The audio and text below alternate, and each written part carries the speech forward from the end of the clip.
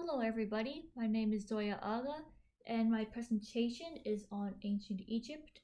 The civilization of ancient Egypt, situated along the Nile River, was one of the great powers of the ancient world and lasted from 3100 BC to 30 BC, with its grand monuments, tombs, and architecture being famous till this day. Its history is divided into the early dynastic period, Old Kingdom, Middle Kingdom, New Kingdom, and late period, with there being intermediate periods between each. The name Egypt came from Egyptos, which is what the Greeks called it, while the Egyptians themselves called their country Kemet, which means black land, named after the dark soil along the Nile River where their civilization first settled. Throughout its history, Egypt has interacted with and been conquered by many powers such as the Assyrians, Persians, Kushites, Greeks, Romans, Arabs, Ottomans, French, and British, to name a few. Some notable sites and structures are the Great Sphinx of Giza, Great Pyramid of Giza, the Valley of the Kings, Valley of the Queens, and the temples of Karnak and Luxor. The history of ancient Egypt has been recorded and documented in the past by priests and scribes, such as the 3rd century BC Greco-Egyptian writer Manetho, who divided the dynastic period of native Egyptian rulers into 30 dynasties, with some of its excerpts being preserved in the works of later writers. Manetho's work is where the unification of Upper and Lower Egypt through conquest by the first pharaoh, King Menes, is mentioned and is the only source where this version of the origin of Egypt is cited. It is now thought that King Menes is actually King Narmer, who peacefully united the Upper and Lower Egypt into one kingdom, though this is also disputed by some scholars who see the Narmer palette, which depicts this event, as royal propaganda. The dynasties were organized into the capital cities from which they ruled, along with the length of reign for a king or dynasty. But since there is some corruption in the text, the chronology cannot be reconstructed without further evidence and analysis. Earlier lists of Egyptian kings have also been found, like the Turin Papyrus, a fragmented document in the Egyptian Museum located in the Italian city of Turin, which listed kings from the 1st through 17th dynasties, as well as a mythical dynasty made up of gods that preceded the others. The Turin document is organized in a similar way to the work of Manetho's, where the length of reign for kings and dynasties are recorded.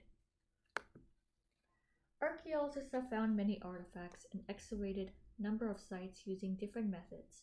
A good example of this being the site of Tel el Daba, located in the Nile Delta, where the capital of the foreign Hyksos dynasty and several cemeteries were found. The Hyksos were the 15th dynasty of Egypt and ruled from 1640 to 1530 BC during the Second Intermediate Period, and are described as invaders of unknown origin in historical records. Strontium isotope analysis was done on the human remains found in the site in order to determine their origins, which is done by measuring strontium isotope ratios on bones and teeth that were incorporated by dating all the way back to childhood. The results are usually compared to strontium values in plant material from the surrounding environment to see if the remains are local, but in this case there were no botanical samples available, so previously tested animal bones from the site were used instead. Of the 75 individuals analyzed, 30 are estimated to be female and 20 are estimated to be male, while 36 are thought to be from before the Hyksos period and 35 come from during the Hyksos period. It was also found that more than half of the individuals tested spent their childhood outside the region, with there being a significant difference in strontium values between those who are pre-Hyksos and those who came during the Hyksos. There seemed to be more immigrants during the pre-Hyksos period, with more non-local women compared to non-local men in both periods. The research and archaeological evidence shows that the Hyksos were not an invading force, but rather the descendants of migrants of Near Eastern origin who moved in during the Middle Kingdom and lived in the area for centuries before coming into power.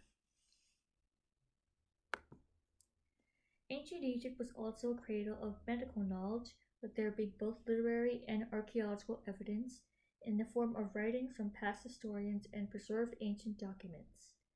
In 1862, the first medical papyrus was discovered and dated to be from 1600 BC and is thought to be based on an older work written in 2500 BC by Imhotep, the vizier to the pharaoh Djoser. The papyrus, now known as the Edward Papyrus, deals with 48 different cases of traumatic surgery and could possibly have one of the first descriptions of blood circulation. The Ebers Papyrus, found in 1873 from Thebes and dated to be as old as 1555 BC, contains 876 remedies, along with annotations on surgery. Medical papyruses discovered by archaeologists have provided the most information on medical practice in ancient Egypt and how it came to be developed. Scripts written by the priests of ancient Egypt have also described the hierarchy and organization of medical care at the time, starting with the ordinary doctor, then overseer of doctors, chief of doctors, eldest of doctors, and finally the inspector of doctors. Distinctions between physicians and surgeons were made, with surgeons being called the priests of the goddess Sekhmet, as well as deities being associated with specific organs in certain aspects of the medical field.